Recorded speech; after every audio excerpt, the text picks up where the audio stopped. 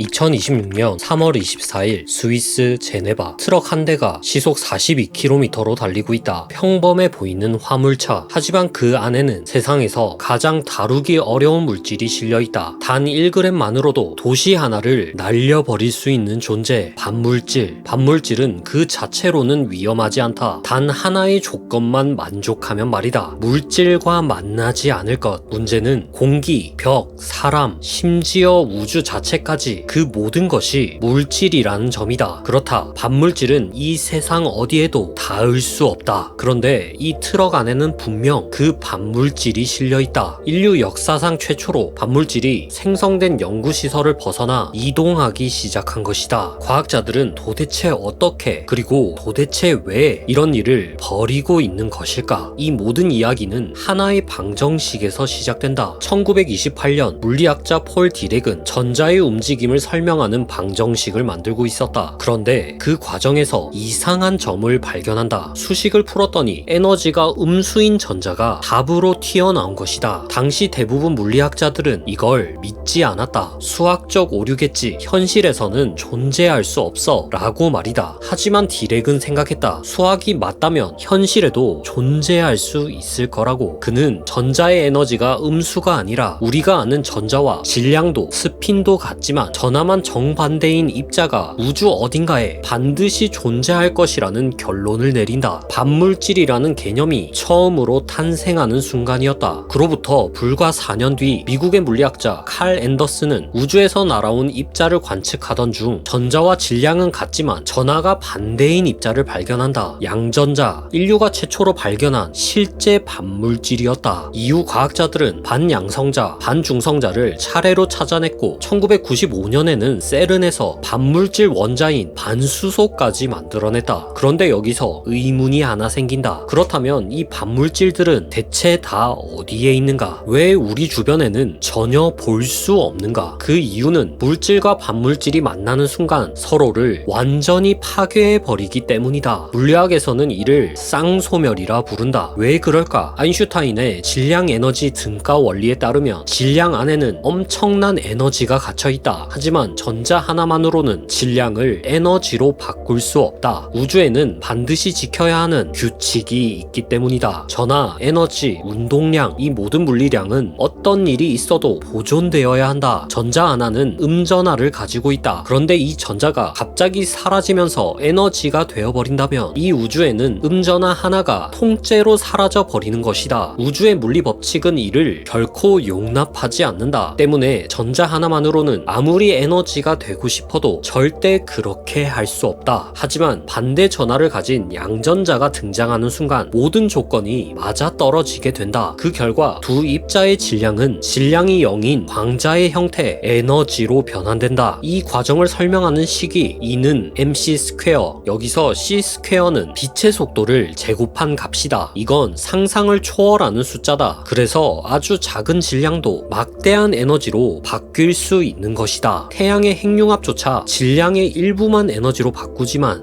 쌍소멸에서는 질량의 대부분이 에너지로 변환된다. 계산에 따르면 반물질 1g이 물질과 만났을 때 핵폭탄 수준의 에너지가 방출된다. 아니 그렇다면 이런 말도 안 되는 물질을 도대체 어떻게 트럭에 실었을까? 과학자들은 고민 끝에 물질이 아닌 것으로 이걸 가두기로 한다. 바로 힘. 세른의 과학자들은 입자를 충돌시켜 반물질을 만들어낸 뒤 강력한 전기장과 자기장을 엮어 보이지 않는 힘의 그물을 만들었다. 이른바 패닝 트랩. 반물질이 벽에 닿지 못하도록 완전히 공중에 띄워 가둔 것이다. 여기서 끝이 아니다. 단 하나의 공기 분자라도 들어오는 순간 모든 입자가 소멸해 버린다. 그래서 내부를 진공 상태로 만들고 온도를 절대 0도에 가까운 영하 269도까지 낮춘다. 이 모든 장치를 하나의 이동 가능한 시스템으로 만든 것이다. 무려 30년. 과학자들은 이 미친 아이디어를 완성하는데 무려 30년의 시간을 쏟아 기어이 현실로 만들어냈다. 트럭 한 대에 반물질을 싣는 미친 기술을 가능하게 만든 것이다. 그렇다면 이 안에는 얼마나 많은 반물질이 들어있었을까? 사고라도 나면 도시가 날아가 버리는 걸까? 다행히도 트럭에 실린 건 단 92개의 반양성자였다. 전부 한 번에 소멸해도 우리는 알아채지도 못할 정도다. 그럼에도 과학자들이 이렇게 이렇게 떨고 있는 이유는 단 하나, 너무 귀하기 때문이다. 그렇다면 이들은 도대체 왜 이 엄청난 돈과 시간, 위험을 감수하면서까지 이 귀한 반물질을 굳이 밖으로 옮긴 것일까? 세르네는 가속기가 뿜어내는 강력한 자기장과 진동으로 가득하다. 이런 환경에서는 반물질을 이용한 정밀한 실험이 매우 어렵다. 때문에 더 조용한 실험실로 옮기려는 것이다. 그렇다면 과학자들은 이 반양성자로 대체 뭘 하려는 걸까? 무기 제작, 에너지화, 그들은 이걸 현미경처럼 사용하려고 한다. 이게 대체 무슨 소리일까? 타겟은 원자핵이다. 반양성자를 원자핵 근처로 보내면 가장 바깥쪽 입자와 먼저 만나 즉시 쌍소멸하며 빛이 터져 나온다. 이 빛의 신호를 분석하면 우리는 원자핵의 표면 구조를 알 수 있다. 중성자가 많은지 양성자가 많은지 어디에 분포하는지 지금까지 볼 수 없었던 원자의 경계를 직접 탐색하는 것이다. 그래서 과학자들은 이걸 이렇게 부른다. 세상에서 가장 예민한 프로브. 그런데 이 실험의 진짜 목적은 이게 끝이 아니다. 이 실험이 바라보는 끝에는 지구의 이 작은 원자가 아니라 거대한 우주가 있다. 특히 거대한 별이 붕괴해 원자핵이 무너지고 거의 모든 물질이 중성자로 이루어진 천체, 중성자별. 이 내부는 지구에서는 절대 흉내조차 낼 수 없다. 하지만 여기엔 유일한 단서가 있다. 무거운 원자핵의 표면에는 중성자가 바깥으로 밀려나 형성된 중성자 피부라 불리는 얇은 층이 있다. 이 두께를 측정하면 중성자별 내부가 얼마나 단단한지, 어떤 상태인지, 심지어 블랙홀로 붕괴하기 직전까지의 상태를 계산할 수 있다. 놀랍지 않은가? 지금 인류는 고작 92개의 입자로 우주에서 가장 극단적인 물질을 알아내려 하고 있다. 가장 작은 입자로 가장 거대한 천체를, 우주를 이해하고 설명하려는 시도. 이것이 바로 이번 반물질 운송의 진짜 의미다. 그리고 이 8km의